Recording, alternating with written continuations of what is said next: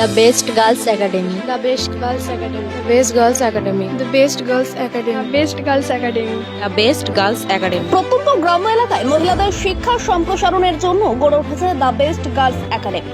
হাওড়া জেলার শ্যামপুর থানার the best girls academy কয়েক বছর ধরে মহিলা শিক্ষা ব্যবস্থার উপর ব্যাপক জোর দিয়েছে। আর্থিক অভাবের কারণে অনেক বড় জায়গা জুড়ে প্রতিষ্ঠান হলেও ঠিক মতো গড়ে ওঠেনি এই শিক্ষা প্রতিষ্ঠান বিল্ডিং এর পরিকাঠামো। অভাব অনটন কাটিয়েও ছোট কয়েকটি কক্ষ দিয়ে সিসিটিভি আওতায় মুসলিম মহিলাদের ইসলামিক পরিবেশে রেখে উচ্চশিক্ষিত করার লক্ষ্য নিয়ে এগিয়ে চলেছে জনাব আলী মোল্লার প্রতিষ্ঠিত দ্য বেস্ট গার্লস একাডেমি। এদিন ফুরফুরা শরীফ থেকে পীরজাদা সৈয়দ নাজিম উদ্দিনের উপস্থিতিতে আপ্লুত প্রতিষ্ঠানের কমিটি থেকে শিক্ষক শিক্ষিকা এবং ছাত্রীরা তাকে বিশেষ সম্মানে সম্মানিত করা প্রতিষ্ঠানের পক্ষ হইতে তাদের প্রিয় ভাইজানের হাত দিয়ে উদ্বোধন করা হয় কেমিস্ট্রি ও বায়োলজি ল্যাবরেটরি। এছাড়াও এদিন উপস্থিত ছিলেন ফুরফুরা শরীফের অন্যতম সমাজসেবী মুফতি গোলাম হাবিব এবং কলকাতা হাইকোর্টের আইনজীবী SM Hasan. The best girls একাডেমিতে কেমন পড়াশোনা হয়, পরিবেশ কেমন, কি কি শেখানো হয় মহিলাদের, দেখুন বিস্তারিত। আসসালামু আলাইকুম ওয়া রাহমাতুল্লাহি ওয়া বারাকাতুহু। আমি রদিফা খাতুন, ক্লাস 12-এর ছাত্রী। এখানে মিশন এমন একটা জিনিস যেখানে স্কুলের থেকেও ভালো পরিবেশ, স্কুলের থেকে যতটা না ভালো পড়াশোনা করা যায়, মিশনে একটা গাইডলাইনের মধ্যে থেকে মানুষ অনেকটাই ভালো পড়াশোনা করতে পারে। আর মিশনের ইচ্ছা, আমার ফ্যামিলির ইচ্ছা ছিল যে আমাকে ডক্টর করা, তাই আমাকে মিশনে ভর্তি করেছিল।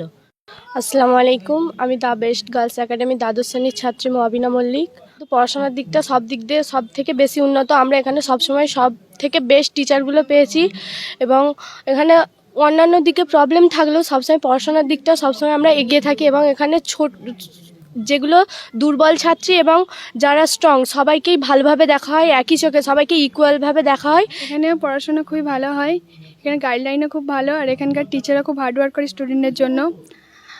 আর সেখান থেকে সমস্ত ধরনের হেল্প পাওয়া যায়, সুযোগ সুবিধা রয়েছে।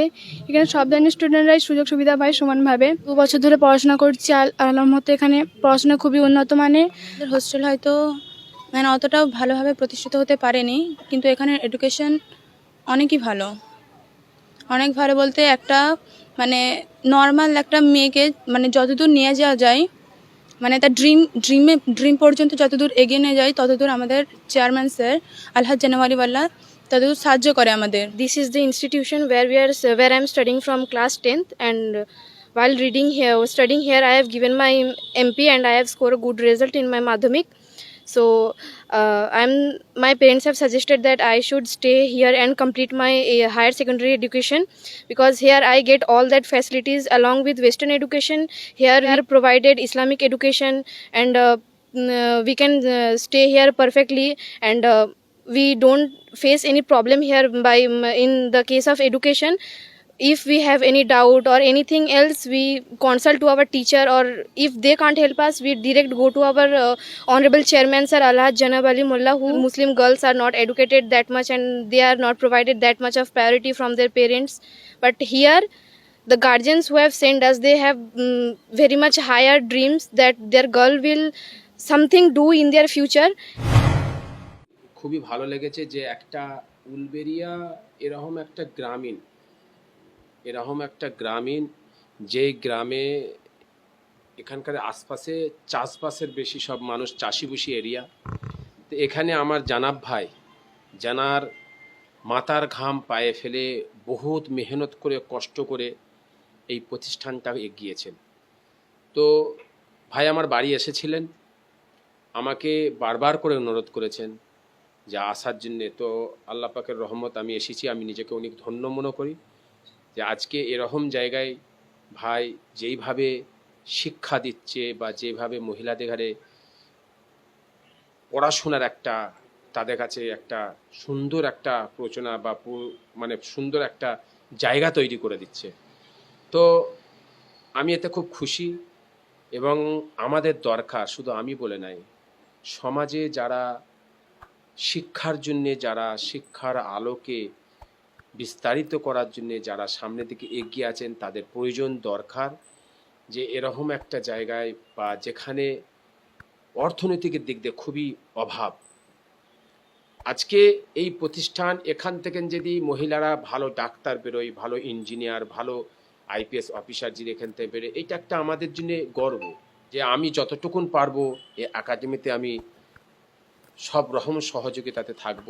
এবং আমি এই প্রচারের মাধ্যম দিয়ে, এসএসটিভির মাধ্যম দিয়ে সকল কাছে আমার অনুরোধ রইল, যারা এই একাডেমি বা যারা দিনদার বা যারা শিক্ষার দিকে যাদের খেয়াল বা শিক্ষাকে আগে বাড়ার জন্য, তাদের কাছে আমি অনুরোধ করব তারা যেন ফোকাস দেয়।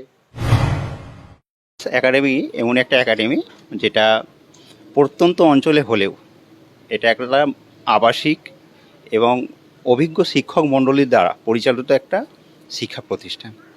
এই প্রতিষ্ঠানে নিয়ম, রুলস অ্যান্ড রেগুলেশন খুব স্ট্রিক্ট, এবং সেই কারণেই এখানে ছাত্রছাত্রীদের মধ্যে যে সম্ভাবনাটা ফুটে উঠছে, অক্লান্ত পরিশ্রমী এরা, এবং পরিশ্রমের দ্বারা এদের মধ্যে সমস্ত সম্ভাবনা আমি লক্ষ্য করছি। আমি এখানে ফিজিক্স পড়াই, তা এদের মধ্যে সমস্ত সম্ভাবনা আমি লক্ষ্য করছি যে এদের অদূর ভবিষ্যতে এদের উজ্জ্বল ভবিষ্যৎ আছে। সমস্ত ছাত্রীরা তাদের নিয়ম মাফিকই এখানে সমস্ত কাজ বলতে পড়াশোনা, তারপরে এমনি যে ধার্মিক দিকগুলো তারা নিয়মিতভাবে চর্চা করে। এছাড়াও আধুনিক যে শিক্ষা সে বিষয়গুলো নিয়েও তারা মানে ভাবনা চিন্তা করে এবং পড়াশোনাও করে। এবং এখানে অনেক শিক্ষক আছে যারা সাহায্য করে মেয়েদের আরও ভালো ভবিষ্যতের দিকে যাতে তারা এগোতে পারে, এবং মেয়েরাও স্যারদের সাহায্য করে এবং স্যাররাও সাহায্য করে যাতে মানে তারা এগিয়ে যায়, তাদের লক্ষ্যর দিকে যেন তারা এগিয়ে যেতে পারে। সেই নিয়ে অনেকে তো এখানে ডক্টর, টিচার, উকিল এগুলো হবার নিয়েছে, অনেকে আইপিএস হবারও মানে গোল নিয়েছে। তো সেইগুলো করারই এখন এখানে চিন্তা হচ্ছে আমাদের। আমার নাম রুবিনা পারভিন, আমি হিস্ট্রি টিচার। দুস্থ অসহায় বাচ্চাগুলো লেখাপড়া করে যেন সমাজে ভালো পজিশন তৈরি করতে পারে। তা আজকে আইপিএস, এএস এসব বিভিন্ন স্তরের উকিল, ব্যারিস্টার বা মাস্টার, শিক্ষানুরাগী যা খুশি যেন তারা আজ হয়ে বড় জায়গায় পৌঁছাতে পারে।